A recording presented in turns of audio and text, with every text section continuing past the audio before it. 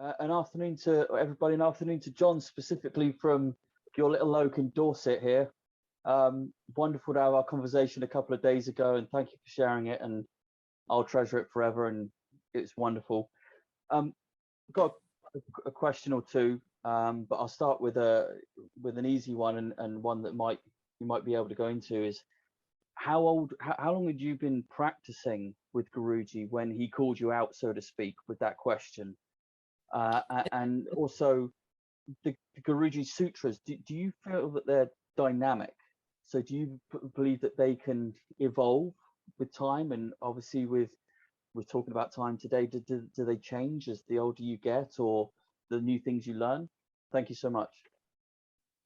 Thank you, Alex. I think it was about my second visit or my third visit that Lino and I started working on the actual vinyasa count.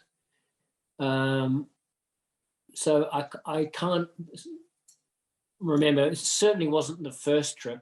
It wasn't the first visit, but it was either the second or the third visit to Mysore that Guruji then called me out. That man is only exercising. Regarding the sutras, for example, Ashtanga Vinyasa Yoga is 99% practice, 1% theory, practice, do your practice, and all is coming. I've had many translations for that. So you're absolutely right. As you journey further through your practice and your years, it's like a book. Each time you read a book, you pick something up differently. And so they're like little signposts each time you revisit. And that's what's so beautiful about the practice itself, is that we could say that, for example, Trikonasana is a sutra. And it's one of my favorite postures to this day. Trikonasana, I'm learning new stuff from it every time that I'm practicing it. If you use those siddhis, that your awareness is there, your attention's there, yeah, your inquiry's there. My right side's different to my left side. Why is that different? Now, how do you get to the place where you can have that awareness? So I'm very lucky that I can say that for at least 25 years, I've been counting myself.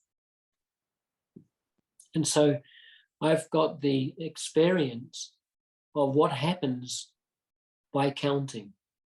And so for me, the count, ekam dve trini chatvari, I'm counting myself, even today, counting myself through my practice. So it's almost like I connect in to a class with myself. My awareness is there, my attention's there, my inquiry's there. Because I'm counting each vinyasa. The first thing that happens is the number, the breath, the body movement, if we spread it out a little bit. It's mantra. For me, the counting acts as a mantra. It washes away all of the unnecessary thoughts so I can focus my attention on the breath, the listening to the sound of the breath, the fullness, the 3 dimensions of the breath. I'm working that all the time. And so each time I come through to an asana, because I'm in that neutral place, it's like I'm doing it for the first time again. But you're at a different place, space and time, because of all the accumulative work that's happened to that point. And so the Guruji Sutras, what I call the Guruji Sutras, is each time I contemplate them, I don't let them go. I will always be saying posture, free breathing, looking place. And each time I translate it or share it, it will come out differently.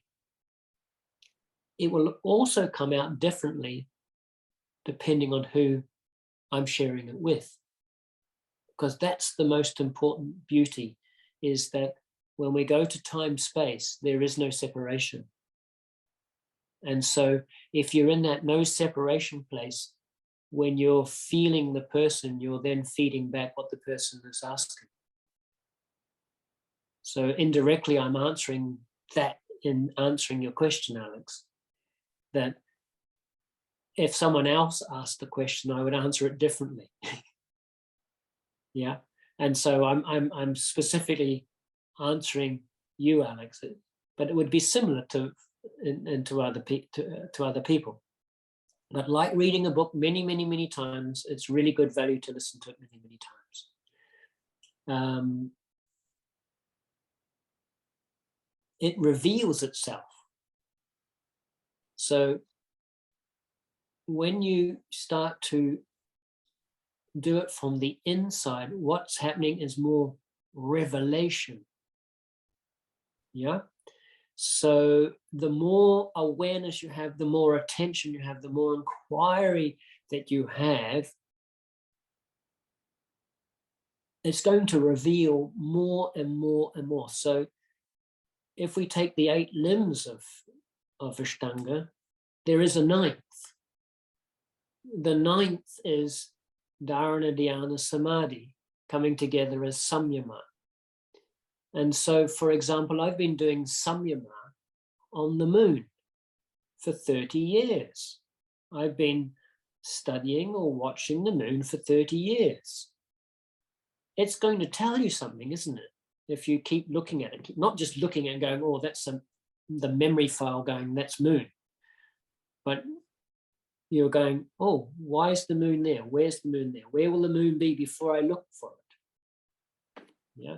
And so if you've been focusing on something over and over and over, days, weeks, months, it's going to reveal itself more.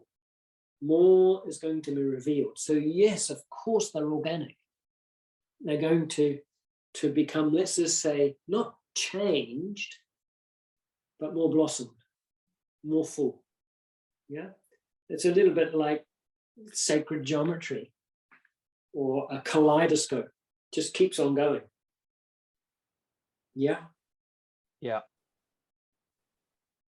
Thank you so much. Thank you.